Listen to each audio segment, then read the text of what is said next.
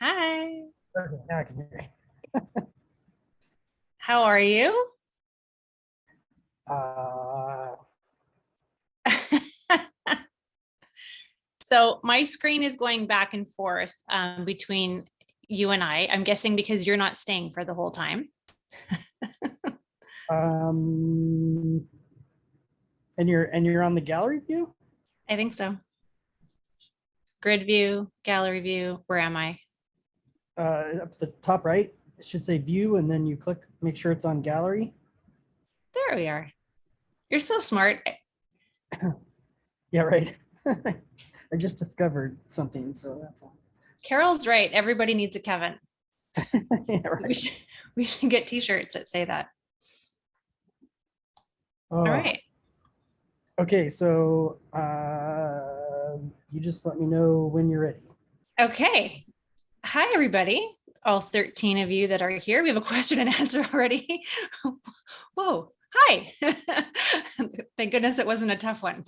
I'm so excited about the podcast today, not because Carol's not here, because that makes me feel sad, because she is my partner in crime. She is my fantabulous co-host, the jam to my toast that I could go on and on and on. But the whole month of June, I've got some amazing guests lined up from different professions and different usages of FSM, but we're starting big today. We are starting with like a big name. So I'm going to let a few more people jump in here. I'm glad that we have quite a few people because you're not going to want to miss this. And those of you that are here live, you are going to want to contain all your questions because I'm sure you're going to get inspired and want to ask a lot of things. So because I can take control of everything today, we're going to have some designated Q&A time. So you can keep putting everything in the chat, putting everything in the Q&A.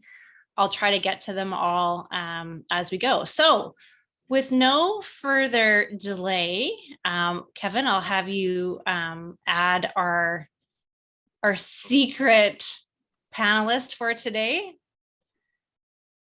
Everybody, we have, where is he? I want him to just show up. But there are people that are listening to the podcast and they're not watching it live. So here we have Dr. Ben Katholi. How are you guys? How are you? Doing well. I feel like we should have a sound effect that has like a round of applause right now. It's so great to see you. Yeah, no, thanks for having me. It's fun to be here. I'm sorry Carol's not with us, but I know it's almost like catch up to her soon. It's like Zoom couldn't have too many awesome people in the same amount of squares at the same time because it might explode. So it's like you or her. But I think what we'll do is when she's back from all the things, it'd be great to have like a big fun, panel. And have everybody here. So I'm sure everybody knows who you are, but would you mind kind of just giving a little introduction about yourself? And I've got like 4 pages of questions to ask you. So so I'm Ben Katholi. I'm a pediatric physiatrist or physical medicine and rehab in Chicago at a rehab hospital here named Shirley Ryan Ability Lab, which is kind of a freestanding rehab hospital and a neat place to be. And so excited to be here and chat with you, Kim, and answer some people's questions. And maybe we can, maybe we can't. Right. I know that's always the scary part is there's so many questions that we just try our best to answer. It's just like when we have patients that come in with those super complex things, maybe we can make a dent in it. I think we can always make a dent in it. That's kind of what my philosophy is. So I've got a lot of straightforward questions. I have some FSM questions. We're going to kind of just see where the flow takes us, if that's okay with you. Sounds great. How long have you been practicing with FSM or you've been utilizing it? Can you? Oh, goodness. I want to say I got trained in 2012 or 2014, somewhere in that range. I finished training in 2010 and was in Cleveland for a number of years. And I think probably 2 years after I started there. So somewhere in that range. I've lost track, but I want to say somewhere in that range. Okay. Now, it seems like everybody has a story of how they got into FSM. This isn't like dry needling. This isn't like strength and conditioning training. So how did you hear about FSM? What was your story that brought you to this? So it was really interesting. So I was super interested in acupuncture during training, and was able to get trained after I came out of fellowship. And in acupuncture, there's a lot of use of microcurrent to stimulate acupuncture points, but not frequency specific. And since I work in peds, I started working with a lot of trying to come up with non-invasive, non-needle based approaches. And we were using kind of old school microcurrent, non-frequency specific, and having a lot of luck. But there was just some patients that weren't responding and we weren't sure why. And I started sort of exploring other things that we could be doing it. And I ran across Dr. McMakin, and then chatted with her at actually one of our rehab conferences. She was always at the APMNR conference. And she actually treated me there. And I was like blown away because I had some issues that I was dealing with, and she got rid of them in like a half hour. And they weren't nearly as complex as some people's, but it definitely gave me an idea of what the possibilities were. And so then I went out like a week or two later to a training out in Hartford. And we got to chatting and kind of took off from there. And so been kind of close friends ever since. There's so many things I want to touch on with that. It seems like so many of the people that are doing well with FSM have that story of how they came across it. And either they came from, it's usually two different camps. They were kind of interested, and then Carol gets her hands on them and treats them and, proves it. If that Locks and Cox data isn't enough to make you curious, getting a treatment, especially when you have pain or you have something that you have that marker that you can experience pain reduction or inflammation or whatever, or they come from like the super duper skeptical camp, that was me, and are trying to prove it wrong at every step and then keep getting results after results after results. And then you're like, okay, what gives? I have to learn more about this. So you were working with pediatrics when you got trained. And so Carol always brings I think your name comes up almost every second podcast. I know, I always get a little embarrassed. There's just so many great stories that we have with you, but the biggest one, I think your claim to fame, is the record holder for using as many devices on somebody as possible. And I think she said it was 7. I think so. I feel like somebody has to have beat that. I'm sure somebody has. I think Carol's trying to right now, I think, yeah. With the new clinic. And I want to kind of get back to devices and what you use. But since getting trained and since using it in your early years, because we have so many people that are listening to the podcast and watching us on YouTube who are new to FSM, I think that's been one of the greatest gifts that we do every week, is do these little micro webinars for people who are just learning, and for those of us that have been doing it for a while. I feel like FSM is one of those things that is constantly evolving. It's constantly changing, whether it's using multiple devices or just different approaches. Can you talk a little bit about how your approach has changed with FSM, if it has, and since you first started practicing with it until now? Yeah, I think I really struggled with it early. And I think a lot of people do. I came home very gung-ho, and before I attended the training, I had gotten a custom care. And then when I met Carol, she was like, oh my gosh, that won't do for what you're doing. You need a precision care. And I convinced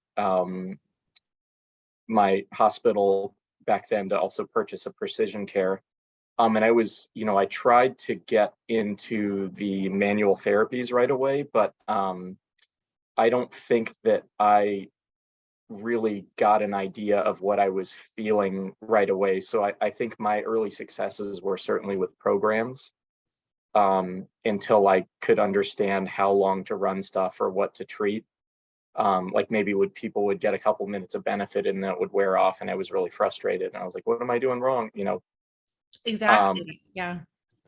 So I think, and after we did it for about a year, we convinced Carol to come and teach it at our hospital. And we had a really large group of people.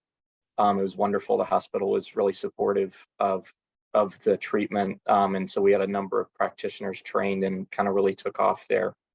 And I think, number one, being around other people who think differently. And I was really blessed to work with some wonderful therapists who have a really different mindset than I was in. And I think that helped me a lot because, and then I was working with Dave Burke, who's also just brilliant and really fun to work with. So we had a lot of fun there in Cleveland. So I think actually as I've gotten further along, I've actually used less devices. I still use programs, but I try to start manually first to figure out what is working and what isn't. But if there's something I'm really sure of, we do programs to kind of save patients time. But I think I've actually gone the other direction and tried to use less frequencies for longer and really tried to make the most. And I sort of have a little game every year where I pick my favorite A channel and run with it and see as much as I can do with it. You skipped ahead to question number 7. So, but it's like anything, I have this like grand plan of how the hour is going to go, and Carol just like blows everything up as I go. And then I'm just running behind her, picking up, picking up the pieces. So we'll do the same. This is actually more comfortable for me because this is what I'm used to. So I'm going to jump ahead a little bit. And the first podcast that Carol and I did, so Carol and I were doing these Zoom calls throughout the pandemic because we both were bored and sitting at home. And if I could be a professional student, I would be. I love learning, and what greater person to learn from than her herself, to get her by myself and to Zoom it. And then Kevin's like, you guys need to do the podcast. This is hilarious. I'm like, it's not supposed to be funny. It's supposed to be informative, and it's supposed to be inspiring. But one of the first questions I asked her was, okay, you're on a remote island and you're only allowed to bring 5 A channels with you and 5 B channels. So I'm going to ask you, you said every year you have a favorite A channel. I'm going to let you pick 5 for 2022. All right. So we all love 40. We all love 40. We all love 13. The last 2 years, my favorites have been 94 and 321. And then this past year, my number 5 would be 49. Yes. I think I've seen the most benefit in terms of making stuff stick. So I'll run it for really extended periods of time. Sometimes while I'm doing something else, I'll run 49 for a half hour. Wow. So I'll get you to say the definition. Also, we have some people that are listening that are not so versed with numbers. Yeah, so 49 is vitality, increasing the vitality to the tissue. Yes. So I wonder if 49 could be our new time-dependent frequency, because I've also heard that from numerous people running it for an extended amount of time on the specific tissue. And I think for the right tissues, it has its benefit, and other ones don't need it as long. Right. At least but everybody's population is so different that, I'm always interested to hear other people's experiences too. So. Right. Somebody on our FSM practitioner page on Facebook wrote, has anybody else experienced 49 as being yummy? And I was like, yes, it is. It's a great yummy. Definition. That is such a good definition. There's some frequencies that give us that profound feeling as practitioners when we're working with them. 13, because I do so much manual therapy and so much exercise therapy, I fell in love with 13 right away because it was always giving me something. I could feel the tissue give, I could hear pops, I could get range of motion increased, I could even get strength increases running 13.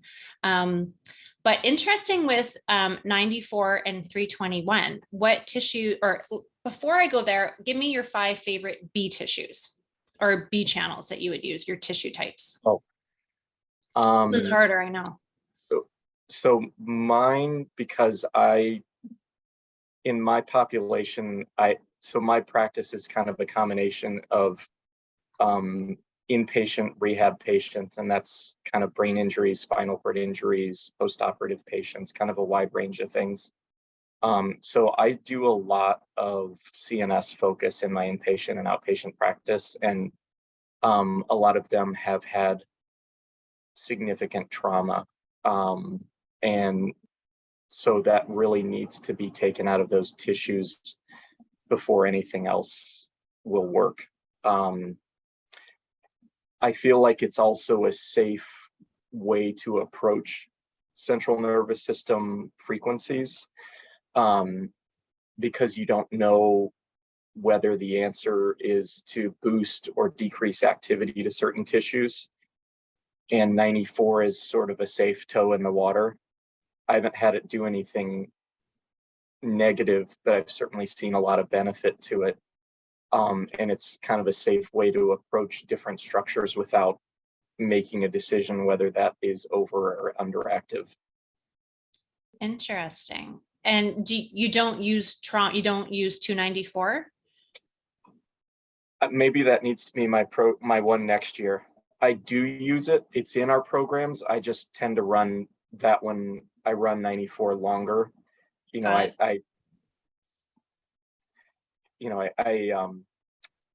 I couldn't separate the two on which one is.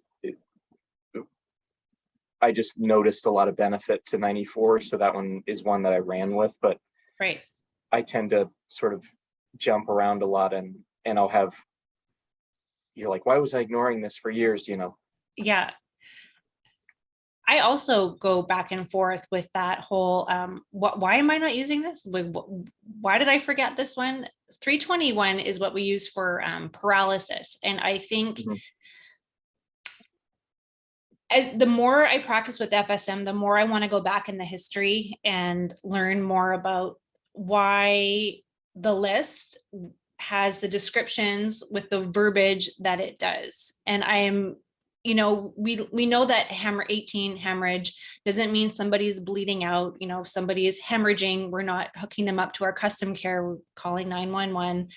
Same thing with paralysis. We don't have to necessarily have paralysis for us to start thinking about it. I think it's a good one. Something is stuck, something's not moving. That's what paralysis is. It's that it's not moving. So going to now your tissue types, you were saying that you do a lot with central nervous system. So I'm assuming spinal cord is going to be number 1, 10. Okay. What else do you love? So Dave Burke got me hooked on basal ganglia. He sort of broke the mold with that and wrote a program a number of years ago and got us started with that. So we see a lot of patients with movement disorders, cerebral palsy, any sort of range of various central nervous system involvement. And I think that has been a really valid frequency for a lot of different types of injuries, but not everything, but it, for the types of patients that we see, it certainly has been one of my favorites. I think, so spinal cord, basal ganglia, we do a lot with the motor and sensory cortex, especially in patients with hemiplegia, who have differences side to side in sensation or movement. Sometimes stuff is really too complicated and I can't figure out where to start exactly. And for, I think Carol, as we started to work with her, I really gained an appreciation for kind of vestibular system and also cerebellum. So we've been doing a lot more with vestibular input and cerebellar input and how to balance that. But I've been trying to keep it as simple as I can. And but it's amazing when you figure out one that really fits the patient's case and is beneficial to them. So we use some other ones. I would say those are my main ones for central nervous system. And I guess if you count Dura and other stuff, but if I'm thinking of sort of strictly central nervous system tissue, those are my ones that I probably treat the most commonly. Right. Are you a stickies guy? Are you a wraps guy? Are you a magnetic converter guy? Kind of all of the above. I think for our kids who have sensory issues, that have maybe, just not love any sort of sensory stim, the magnetic converters have been a real blessing. Or for patients that are in a cast and you can't put stickers where their injury is. Right. That's been great. I'm like you, I like to have people up moving for some certain cases. And so obviously we use a lot of stickers for that. Or if we have patients up in therapy and I'm working with them with the therapist, I like to use stickers. But if it's, if we are going to use a number of units, then towels are obviously the go-to, and they're so much more comfortable.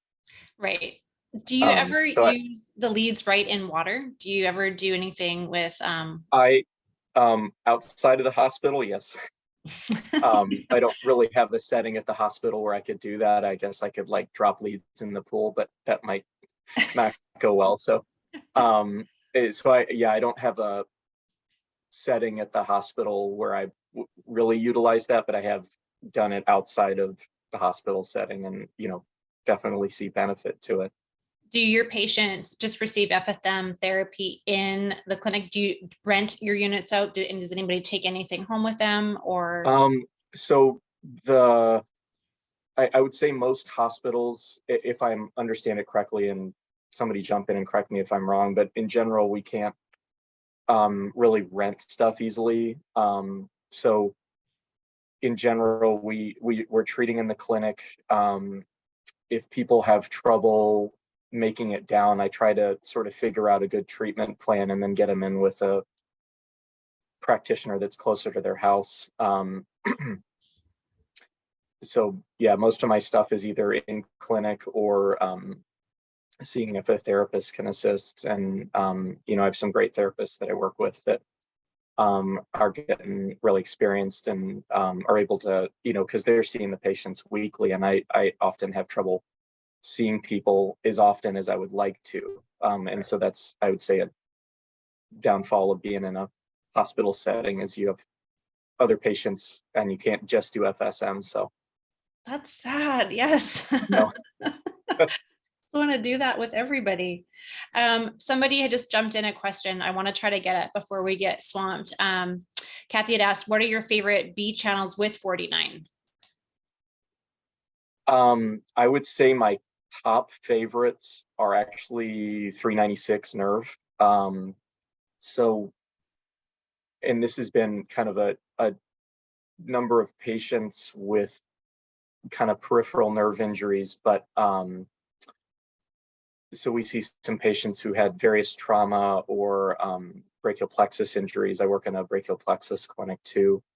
And people will have, as the nerve gets injured, it tends to regrow proximal to distal very slowly, around 1 millimeter a day, which is not quick. No. And the way that we'll track that is either with, muscle movement, but if there's sensory involvement, it seems like when I run 49 and 396, you can, during the session, track the sensation improving down the length of the leg, which is super cool. So it's like you're literally with a pen marking on their leg, and every 5 minutes it's changing. So it really tells you it's doing something. Absolutely. And it sticks.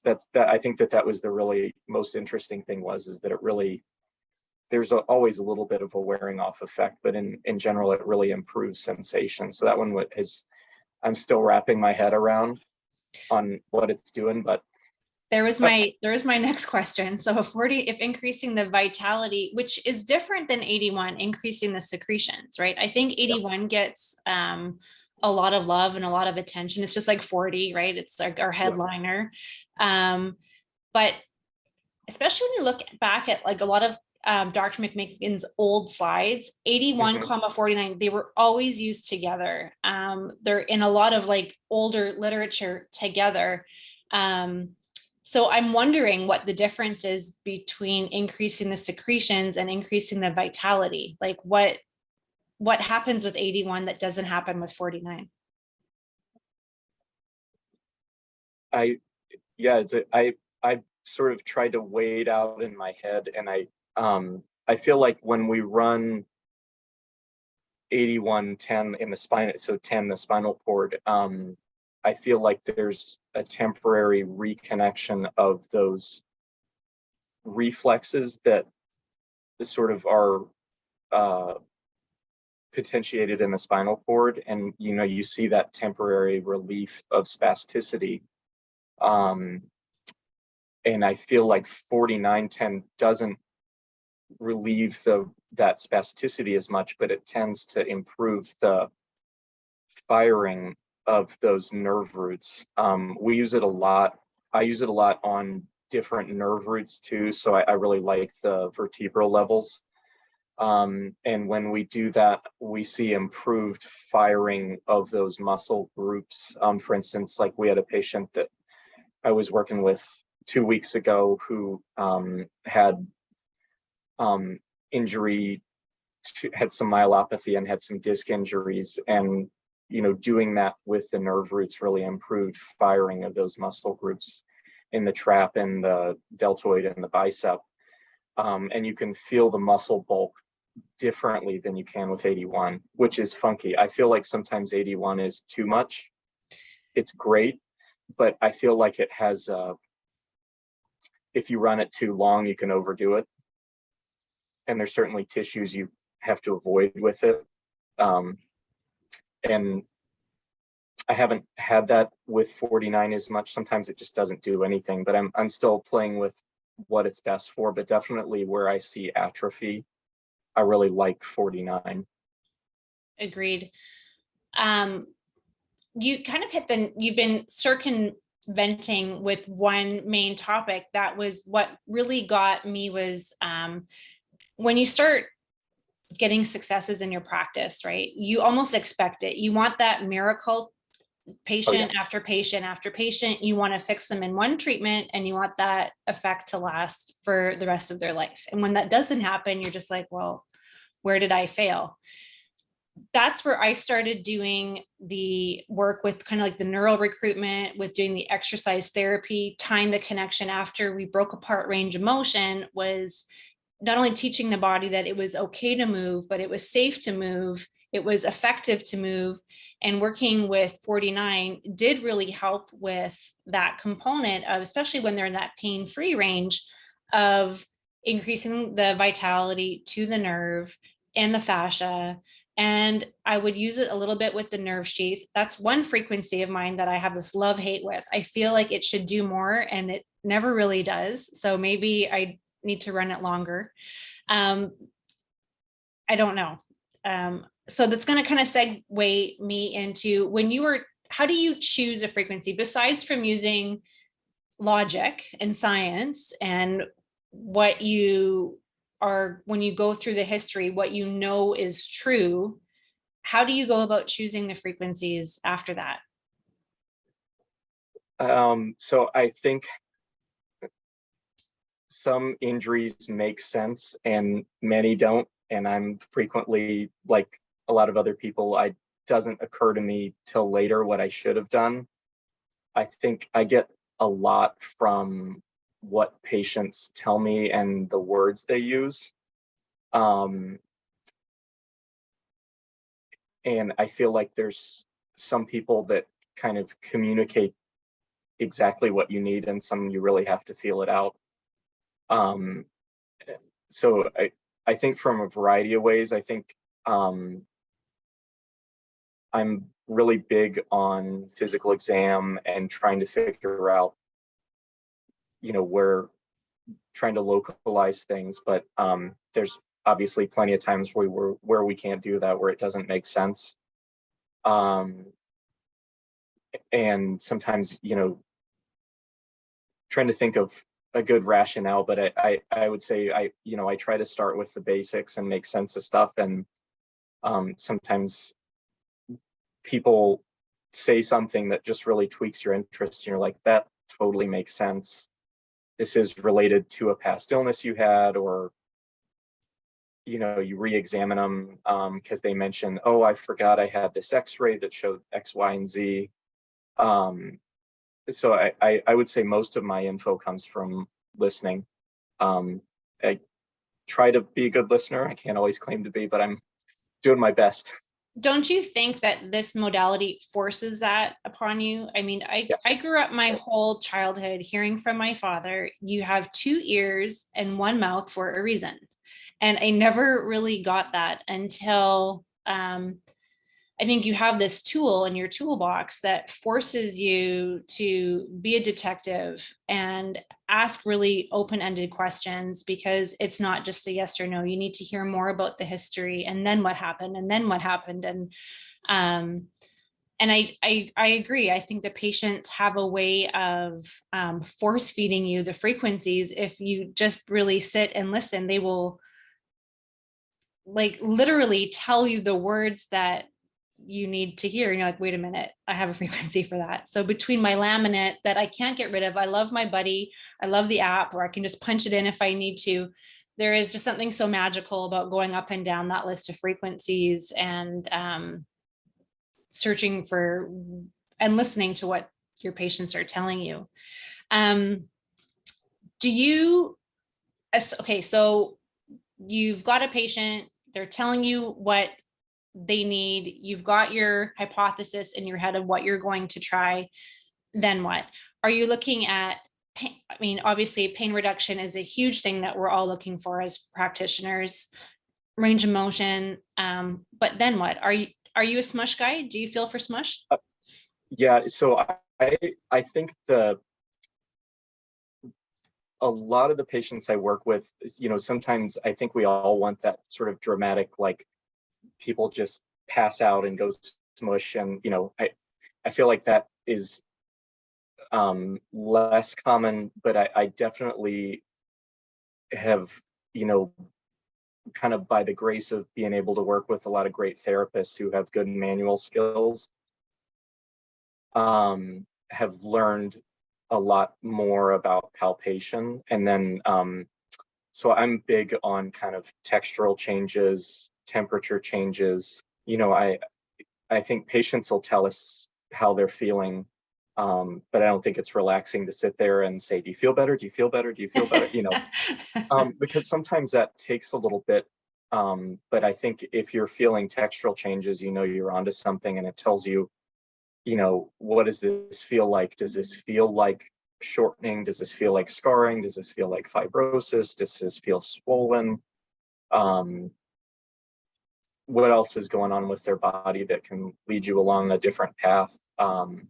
So I think I get a lot of feedback from verbally, but I get a lot texturally too. And I think that is something that took me a long time I'm always learning from my patients, and I feel like, there's always something you're missing. And I work with a lot of neat residents who have neat manual skills too. So, and when we have practitioners come to do practicums with us, they all have some really neat skill sets that I've never heard of, and I'm like, oh, please tell me about that. Yeah.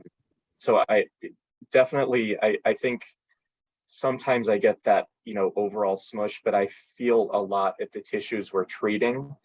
And, I think working in a hospital setting, we have access to some additional tools. Like we've been able to ultrasound stuff and see changes on it that I wouldn't be able to see if I was without it, but I don't rely on that always. But it's neat to see what's happening to different tissues as you treat them. Absolutely. Going back to working with kids, do you see anything with their behavioral changes that can lead you into the direction that you might be on the right track? Yeah. I think definitely with kids, sometimes you get the dude effect, as Carol calls it. I think they're more sensitive, and they don't need as heavy-handed an approach. When we're treating really young kids who aren't verbal yet, you really have to go with, are they calmer? Are they allowing you to move things easier? Whatever we're working on, whether it's torticollis or, whatever injury or condition it is, you have to go a lot with how they're behaving, and if they're older and able to tell you what they're feeling or answer questions, but also some of them are pretty nervous about what's happening. You go to the doctor's office for shots, and we have to say there's none of that happening here. Right? What do you mean? I get a blanket and a pillow and you have some Exactly, yeah. and I get to just lie here and feel good. I think too, I have 3 teenagers of my own. I see a lot of teenage athletes now, which is great. I love the fact that parents are open to different modalities as opposed to what we've been used to. But I think with teenagers and kids, as opposed to adults who haven't experienced the effects of alcohol or narcotics, when they start feeling that dude effect, sometimes they're a little alarmed because they're just kind of feeling this. So I try to talk to them. I try to get them to tell me a story about something, or, just they're like, I'm feeling really tired. Is that normal? I'm like, that's perfectly normal. You should totally just close your eyes and enjoy it. It's a good thing. Yeah. And anytime you can get a teenager to sleep, I think is a good thing as well. I want to shift gears here a little bit. I think a lot of people that are listening are practitioners, but I want to talk about the case report that you gave us with the small fiber. That was amazing. I'm not asking you to redo your case report right now, but if you could just share a little bit about that. I mean, it was fantastic. Yeah, I felt I really dashed through that. So And yeah, no, we were talking about trying to get sort of an expanded version of it, with a little more detail on kind of the why and the who, what, when, where, why. right. But I think the gist of it, and I was trying to make with it, is that I think that there's been so many neat frequencies people are sort of identifying, and I think all of us, we don't know what we're missing until somebody presents it to us. And there's a lot of things that people are teaching me that I'm like, oh my gosh, how did I miss this forever? And the small fiber neuropathies, I think I've gained a greater appreciation of. I didn't have a lot of exposure to it in training. And it's certainly not a primary part of my practice, but Can you also just go back, because we do have some people who are not yeah, medically absolutely, trained, yeah. kind of So what small fiber neuropathy is? sure. So there are multiple types of nerve fibers in a nerve bundle. Some are related to motor control. Some relay kind of sensory input, to kind of help you feel what you're doing with your hands, for instance. And some are related to kind of autonomic control or vibration. And so some fibers that you really want to fire quickly are myelinated. And there are some unmyelinated and kind of differently myelinated small fibers. They carry sensation at a much slower rate. And they can present differently. If you injure a nerve, a major nerve, usually it's pretty apparent. There's kind of symptoms of this shooting pain that any kind of provider would say, boy, that sounds like nerve pain. But you know, I think that's been one of the most interesting things with just FSM is seeing all the nerve injuries I was missing. You know, because you don't really view something as a nerve injury. It's stiff, it's something else, and you realize that they're really common. And I think a good example of small fiber neuropathy that most people have seen is in diabetes. And in diabetes, you know, Carol has written some programs for diabetic neuropathy. But in that, the arteries are very small, capillaries are gradually damaged by the effects of elevated glucose.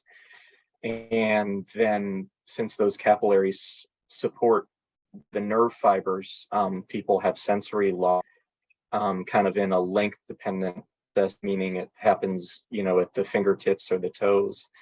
And so that's a good example of a small fiber neuropathy.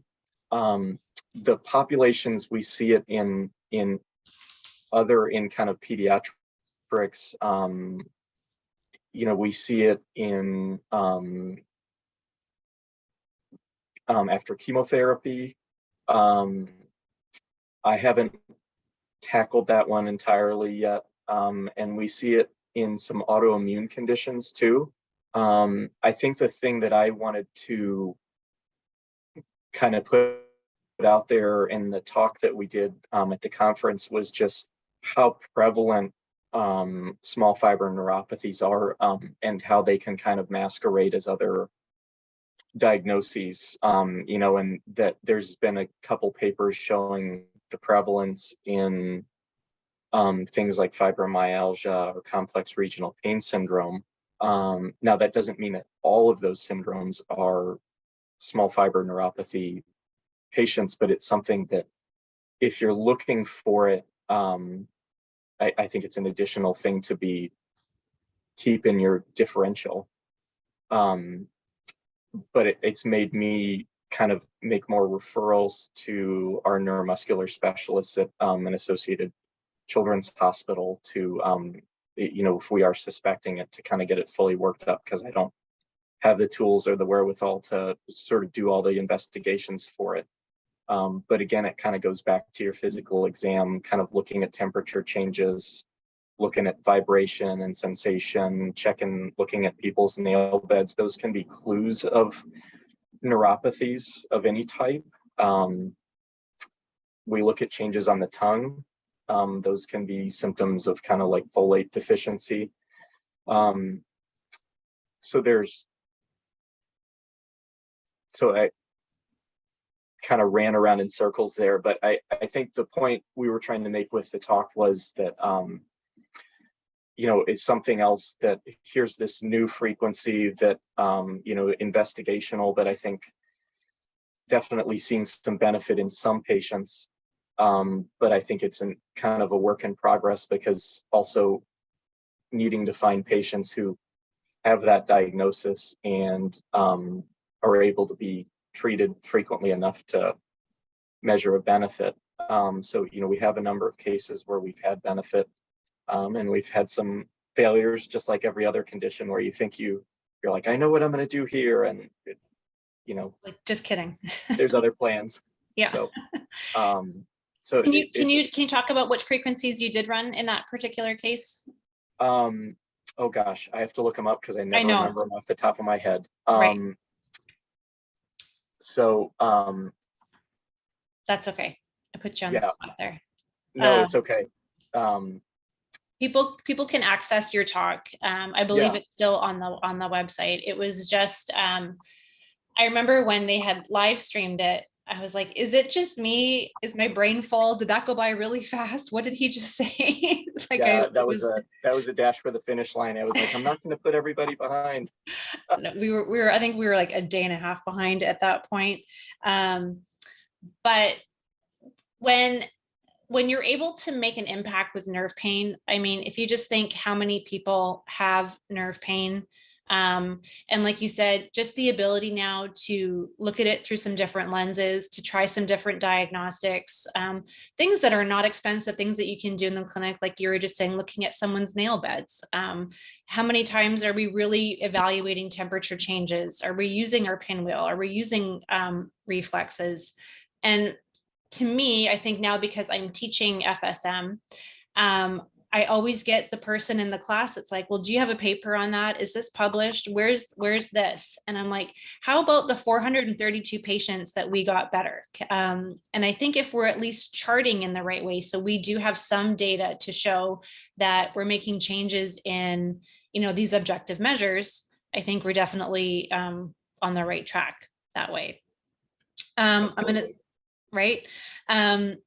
I'm going to switch gears again, because it can't always be about science and FSM when we do these talks. So I'm going to ask you, if you weren't doing what you're doing right now in this profession, what would you be doing?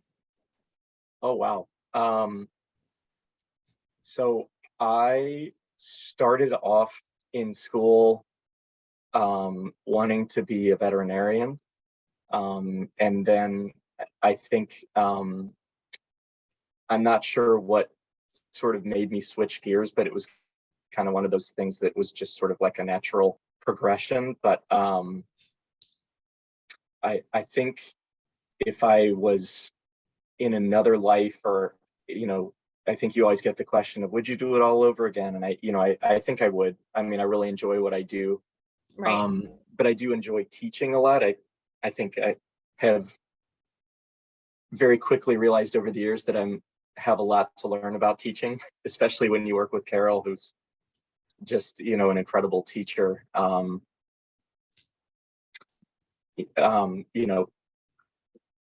that or in a dream job, maybe a musician.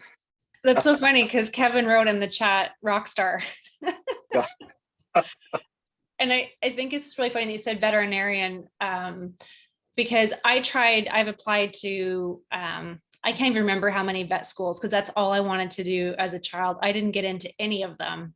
I took a gap year, a woe is me gap year, got into a car accident, and manual therapy was the thing that fixed me. And that's what sparked my interest to follow down this path. So I'm glad both of us aren't working with animals, and we're working with people. But rockstar, between you and Kevin, I think that could also be another one. Do you have a creative outlet? What do you do for fun? What inspires you? I definitely enjoy playing music. Enjoy kind of spending time outside with my family, fishing, kind of reading. I love reading. Kind of those are probably my favorite outlets. What books are you reading right? And what are your favorite books? Oh, what type of books? I don't want to put you on the spot. Your favorite book of all time. Oh no, I read kind of everything. So I'll read probably probably two of my favorite authors are either Douglas Adams or Tom Robbins. I like stuff a little bit goofy. I'll also read like YA and science fiction. I'll read just about everything. I like to read to relax, so I don't tend to steer towards really dramatic or like kind of tear jerkers. There's enough of that in your profession, I'm sure. So Kevin says, always carry your towel. That's the best quote. Leaf is asking, what instrument do you play? So I play guitar primarily and a little bit of bass, and then actually we just joined a community marching band. My whole family did here, so I hadn't touched my trombone since the mid to late 90s. So it sounded terrible, but it's a work in progress. That's amazing. That's great.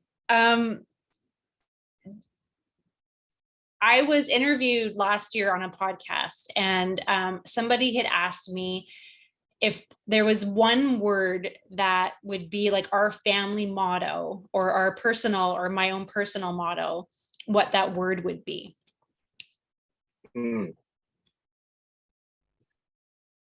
Family motto. Oh boy. It's a tough one.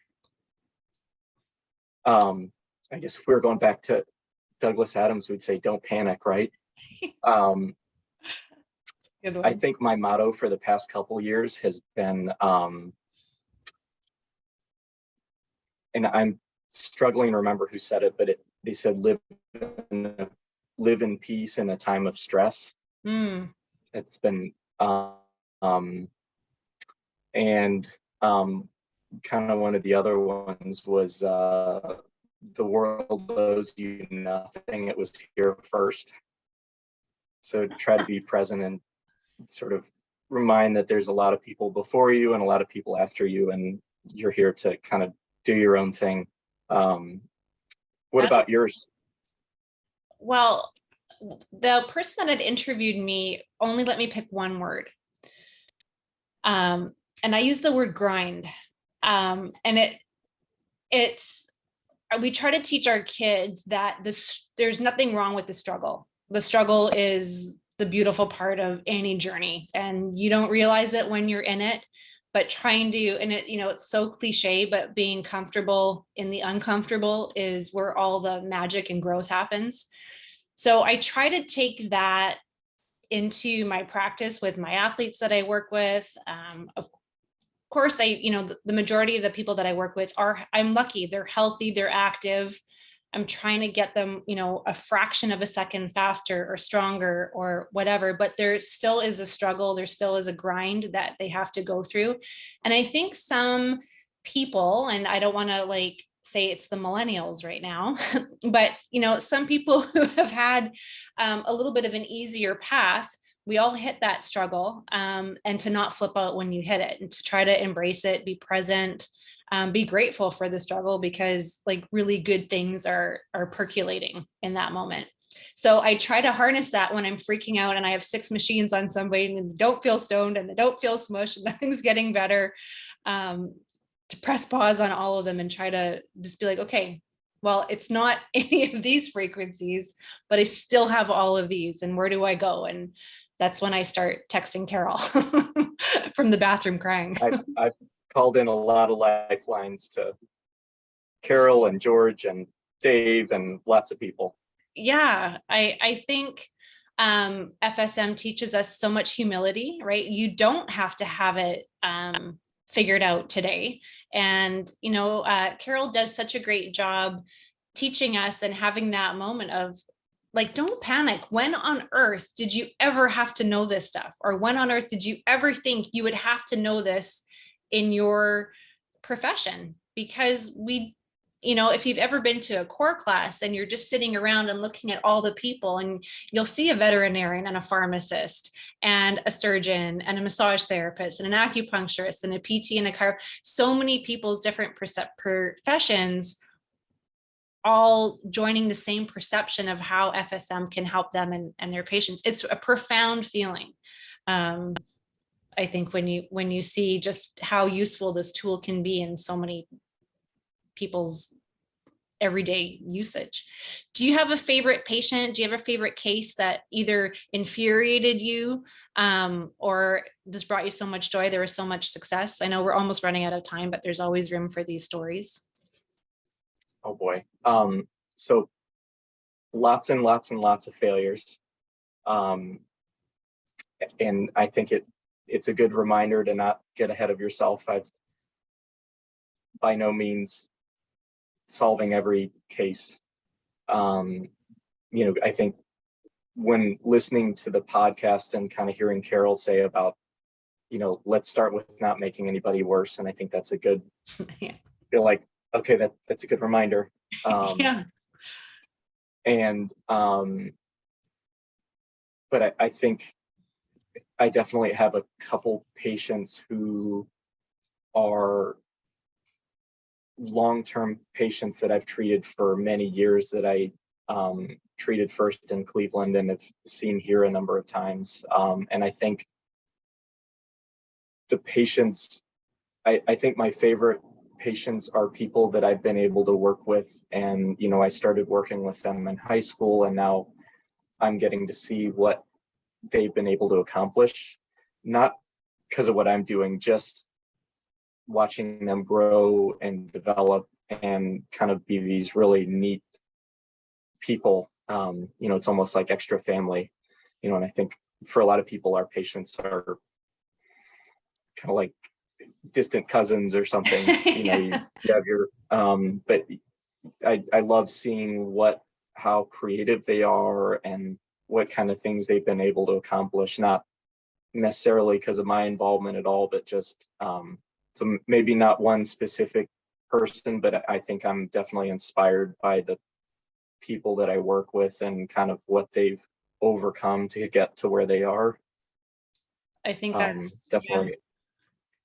We do develop, I think, much closer, intimate relationships working with FSM with our patients. That's such a gift that we get to share that with a patient, because I don't know of any other modality that you develop that connection. And Dr. McMakin had this tear-jerking moment at the advance where she had read, I think she had titled it "What I Didn't Tell You," and she does such a great job at teaching us, don't make them worse, and don't run 13 in the first 6 weeks, and don't run 81 here. But and you go home on the airplane, you're like, hey, don't run this, don't run that. But the joy and those experiences and seeing people just kind of unfold before your eyes into whatever they're going to do is something that I don't think we're prepared for as practitioners sometimes. And it's such a profound emotion. It's such a profound thing to experience, I think, with people. Do you think there is a common trait that we as FSM practitioners all embody or share? Or do you, for those people who are thinking of getting into FSM, if you could say, if you could have these types of characteristics, you will do well with that?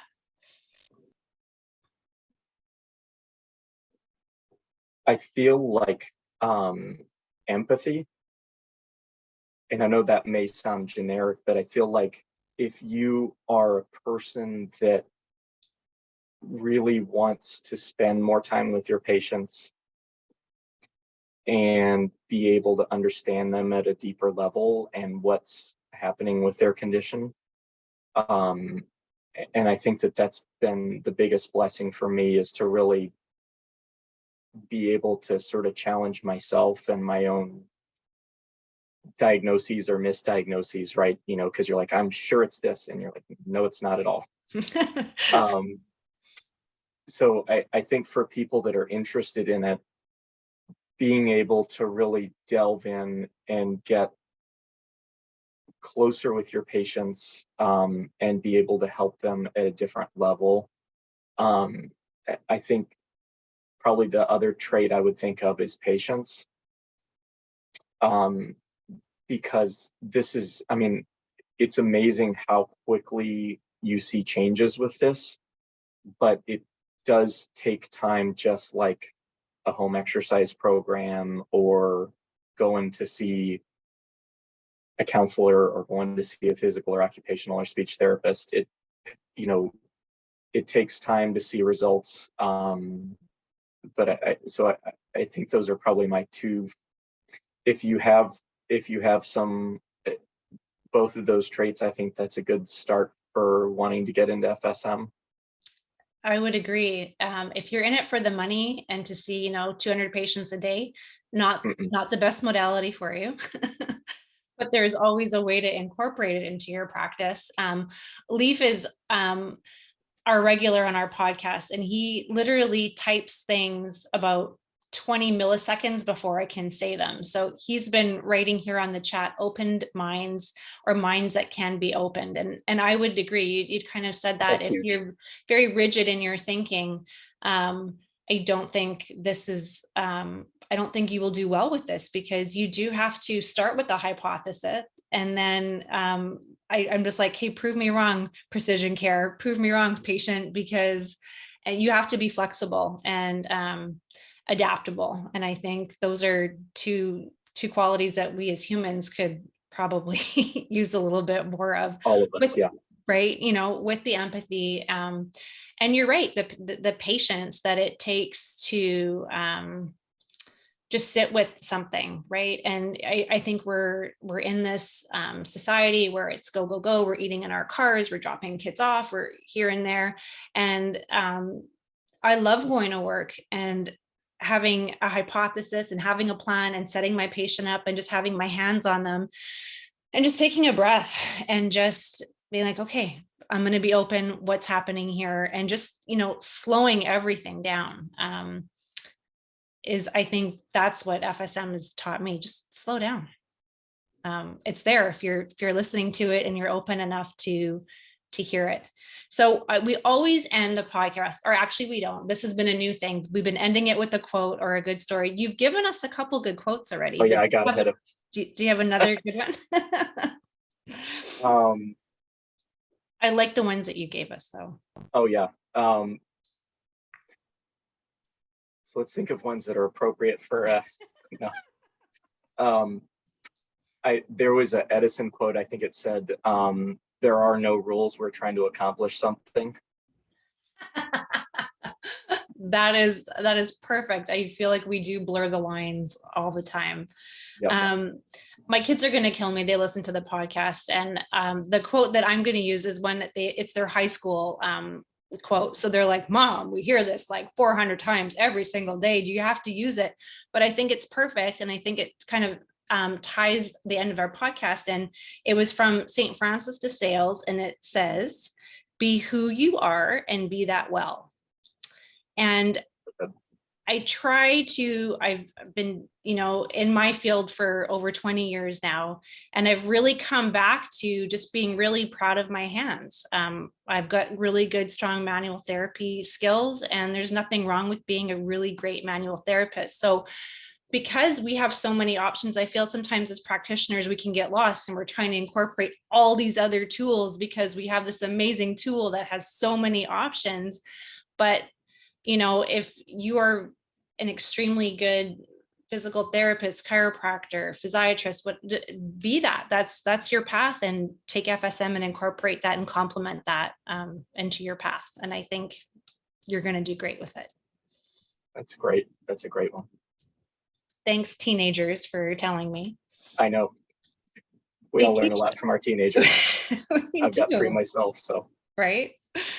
And thank you so much for coming today. Oh, this was so much fun. Thanks for having me here. We'll have you again. We'll have like a big gang of us, and we can all chat when Carol's back. But I had to make her proud. I had to start off my first series of podcasts all alone with someone like yourself. So again, thank you so much for joining. Yeah, we'll have you on again. I'm sure our people will have questions. If you have more questions for Ben or anything relatable that you weren't able to ask today at the podcast, you can still email it on the jot form at frequencyspecific.com. You can email me at kim@frequencyspecific, or kim@fsmsports365.com, or any other way you can get our questions to us, and we'll pass that over to Dr. Ben Katholi. And thank you again so much. Thanks everybody for joining us. Keep coming for the month of June and see all my surprise guests that I'm going to be bringing on. It's going to be fun. Have a great week, everybody. All right, take care. Bye. The Frequency Specific Microcurrent podcast has been produced by Frequency Specific Seminars for entertainment, educational, and information purposes only. The information and opinion provided in the podcast are not medical advice, do not create any type of doctor-patient relationship, and unless expressly stated, do not reflect the opinions of its affiliates, subsidiaries, or sponsors, or the hosts, or any of the podcast guests or affiliated professional organizations.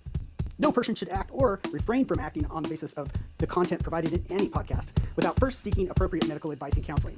No information provided in any podcast should be used as a substitute for personalized medical advice and counseling. FSS expressly disclaims any and all liability relating to any actions taken or not taken based on or any contents of this podcast.